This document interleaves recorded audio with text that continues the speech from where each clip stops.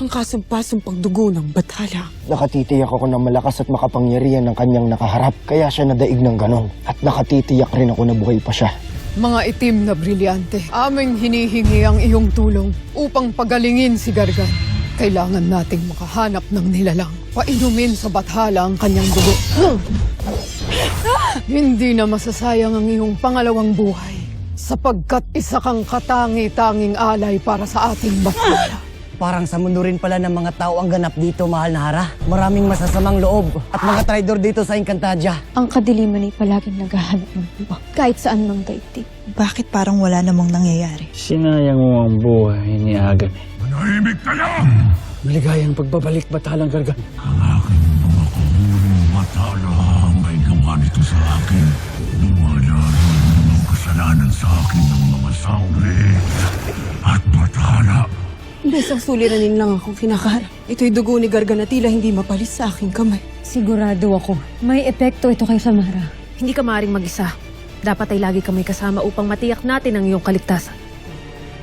Ano ang ingay na iyon? Iyon ay tunog ng babala mula sa Hatoria. May lakas naman ang iyong loob na sumugod sa aking nasasakupan. Nasaan ang sangre na tagapangalaga ng brilyante ng apoy? Anong aking ginagawa rito? Dinala ka sa akin ng aking dugo kay panas mo sapagkat ngayon hindi ka na makakatakas pa sa akin. Flamara, nasan ka?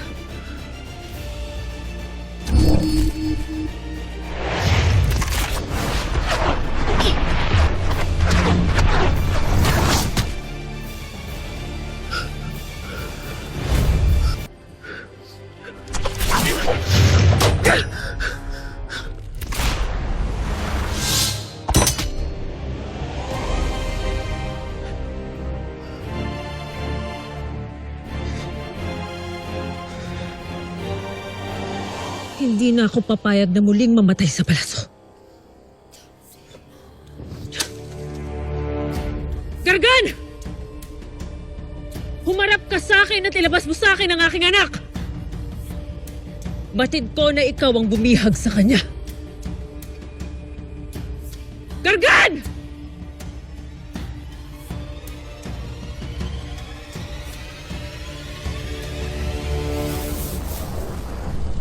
Hindi niyo ba nakita si Flamara? Hindi ka mahalan. Hindi ba't kasama ninyo siya? Mag-utos ka ng iyong mga kawal. Pati na rin ang mga lambana. Kalugarin ng buong Encantadia at hanapin niyo ang aking anak. Masusunod, mahal na sangre. Perena, ang dugo ni Gargan na nakamarka sa palad ng iyong anak. Hindi kaya yun ang dahilan kung bakit nawawala si Flamara? Iyan rin ang aking kutob, Danaya. Kaya't nagtungo ako sa kuta ni Gargan, ngunit wala siya roon. Ngunit kung siya man ang may kagagawan sa pagkawala ng aking anak, mananagot siya.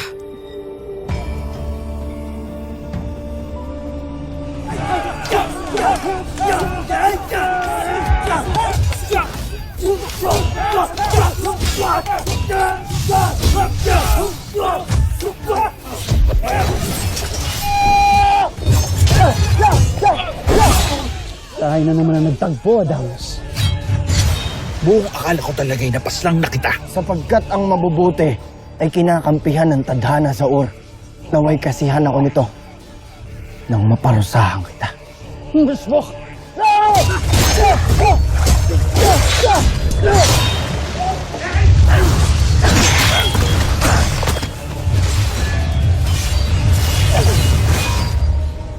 Kahiya-hiya ka, Dea. Wala ka bang natutunan sa iyong kera noong tayo'y nasa Miniave pa lamang? Sino ngayon ang kahiya-hiya? Kera.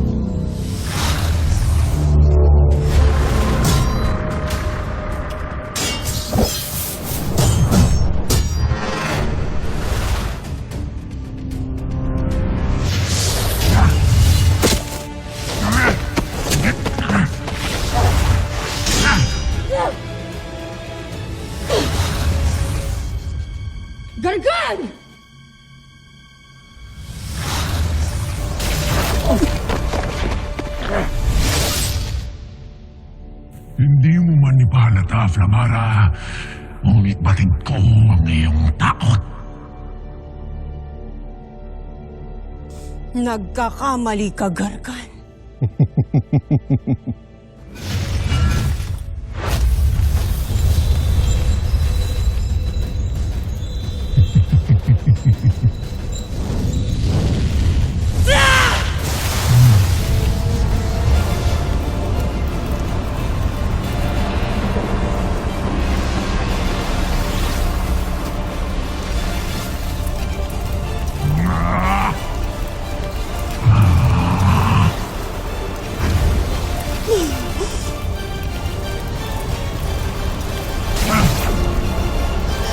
Seday Dupante, Gargan!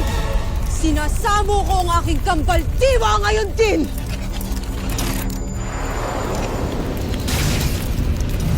Dalawa kaming harapin mo, Bathala.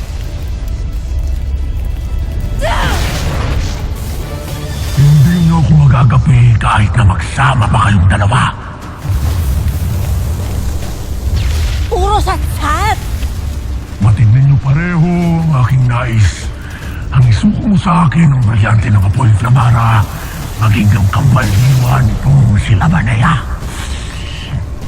Kahit maubos ang apoy na nananalitay sa aking dugo, ay hindi ko isusuko ang aking brilyante sa iyo. At mapasayo man, ang aking tahanang brilyante ay sumusumpa ako, hindi ako magpapasakop sa'yo!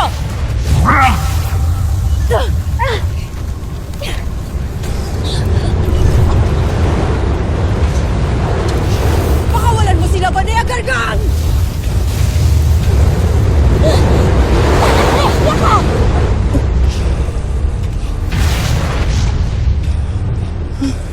Ano yung nangyayari?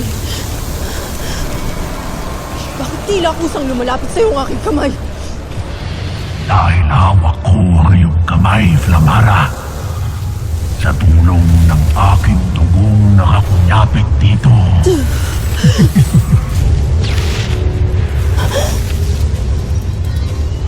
Tigilan mo ang iyong ginagawa, Gargan! Flamara! Labanan mo ang kanyang kapangyarihan!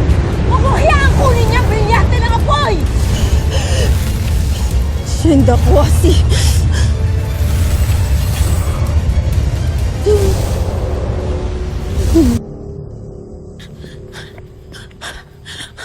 Tara, Adamus Dea, maaari bang gamitin niyo ang inyong mga brilyante upang tuntunin si Flamara?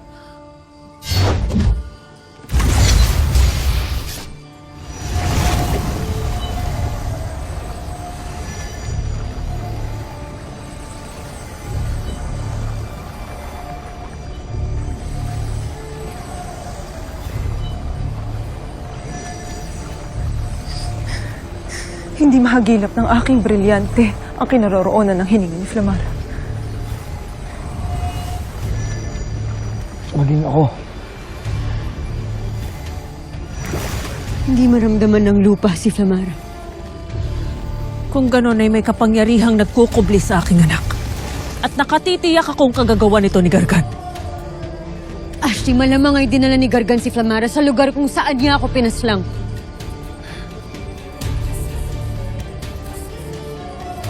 Siyang tunay. Sa isang isandaro. Kung saan kami dinala noon ni Gargan. Hahayaan kaya tayong makapasok doon ni Gargan. Walang ibang paraan kung hindi subukan. Dalhin niyo ako sa Isandaro.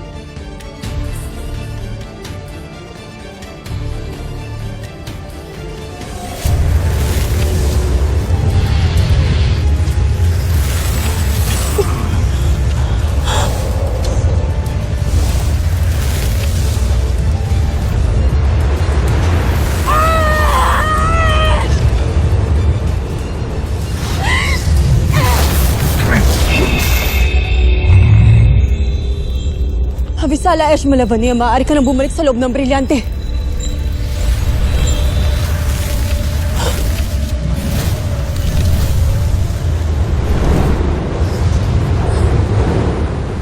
Hindi ba naisalaysay sa iyong tera na hindi ka maaaring makalis sa lugar na aking likha nang hindi mo sumusuko sa aking ng brilyante ng apoy?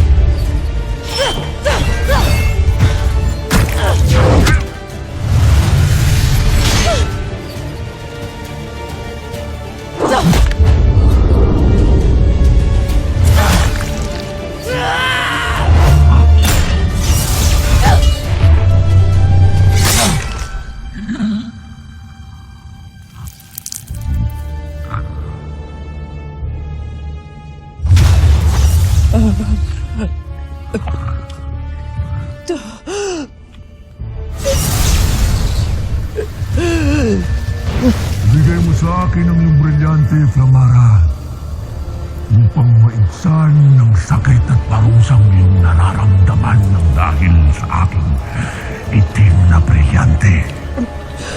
Dahil kung hindi, ay hindi ako magiging kitlan na ang iyong buhay.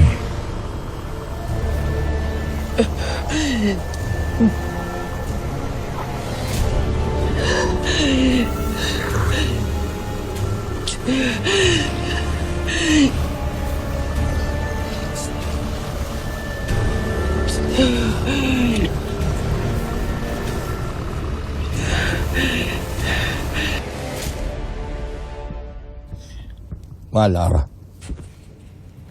Pashnavicus, ano ang iyong ulat? Natagpuan ba ninyo ang pangahas na kawal na nagpana kina Daron at Cedro? Agape, Avi. Lara. Ngunit hindi namin sila natagpuan sa apat na sulok ng Sapiro. Tiyak na nilisan na niya ang kaharian. At natitiyak kung si Tabon rin ang may gagagawan nito. Kung iyong mamarapatin, mahal na Hara, ngunit tila dumarami ang taksil sa iyong nasasakupan. At ito ay aking gagawa ng paraan.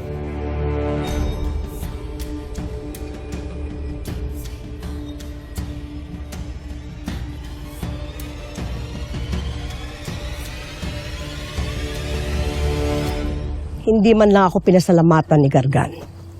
Hindi naman siya magkakamalay muli kung di natin siya iniligtas, di ba? Hayaan mo na, Pinunong Tabon. Umasa ka na malalaman din naman ng bathala ang ginawa natin para sa kanya. At sigurado ako na mabibigyan din tayo ng pabuya. Isa lang ang pabuyang nais ko. Ang sapiro. Punong Tabon. Rolob, nandiyan ka na. Meron ka bang magandang balita para sa akin? Tagumpay ko pong naisagawa ang iyong pinag-utos, mahal na pinuno. Nasapol ng aking tudla ang miniyabing sinadaro na Chedrock. Pasarte. Tunay kang maasahan. Avisala, Eshma. Pinuno, ang aking pabuya, Punong Tabon? Ay makukuha mo sa sandaling maangkin ko na ang sapiro. Sa tulong ng ating bago at pinakamakapangyarihang bathala. At yan ay nalalapit na rin. Shedemaste, Rolom. Mag-ingat ka sa iyong pagbalik sa Sapiro. Magbalat kayo ka kung kailangan. Tiyak na kilala ka na ni Armea. Tipunin mong ibang mga kawal at mga sapirya na tapat at panig sa akin. Nais kong silang pulungin. Masusunod po, mahal na pinuno.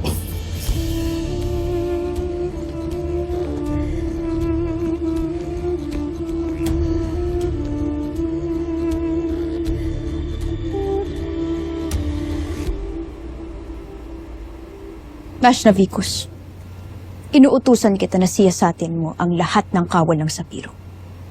Tiyakin mo ang kanilang katapatan sa trono at kung sino man ang iyong mahuli na nakikipagsabwatan sa kalaban.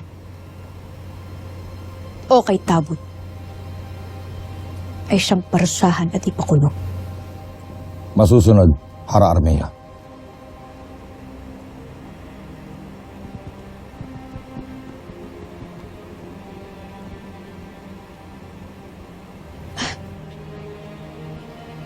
Elias, ano yung iyong ginagawa rito?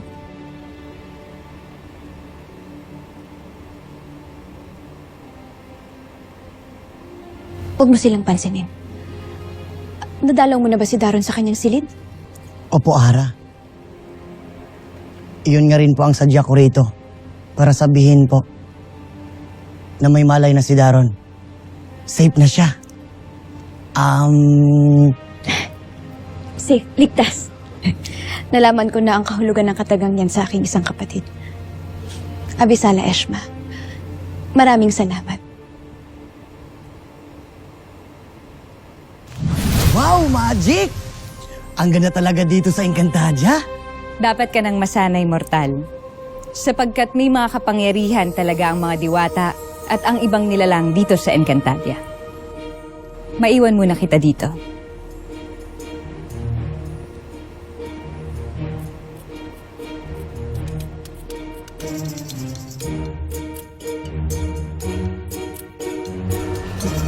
Saksi sila ba na nasa akin kay Kabuturin?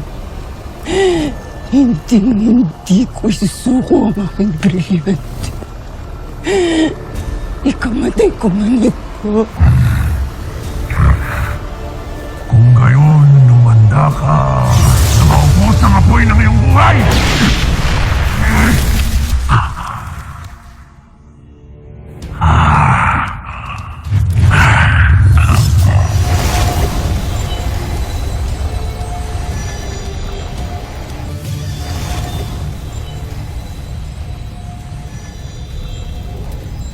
Flamara. Mga sampit! Wala akong hindi gagawin. Mahanap ka lang ang aking anak. Anak Krishna. Tera, sugatan si Flamara. Gamutin mo siya ngayon din.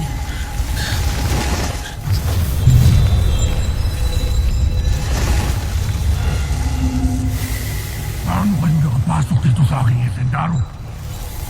Ito'y patunay lamang na meron kang kahinaan. At meron kaming lakas at talino na hindi mo batin.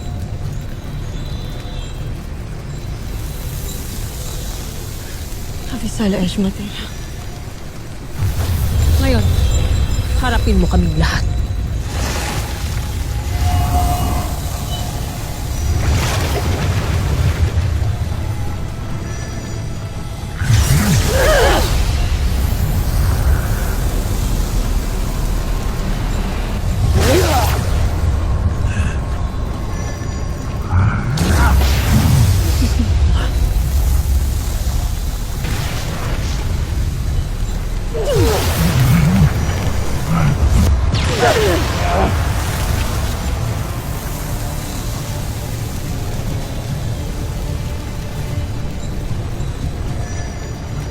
Ngayong sama-sama na kami, mas malakas na ang iyong makakalaban.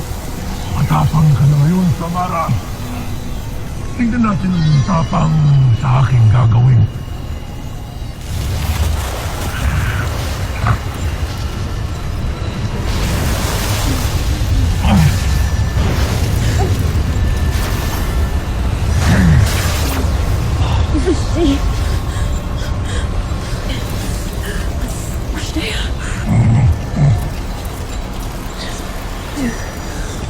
Hindi ko ibig ang katahimikan ito. At saan naman nanggaling ang dalawang matandang to? Mga kawal, hindi niyo sila kailangan pangilagan. Mula ngayon, mapanig na sila sa akin. Ako ang iyong harapin! Ikaw ang apoy, Pirena. Ako ang gabi na lulunok sa iyong liwanag. Hindi mo pa nasasaksihan ang lakas ng aking bagong kapangyarihan.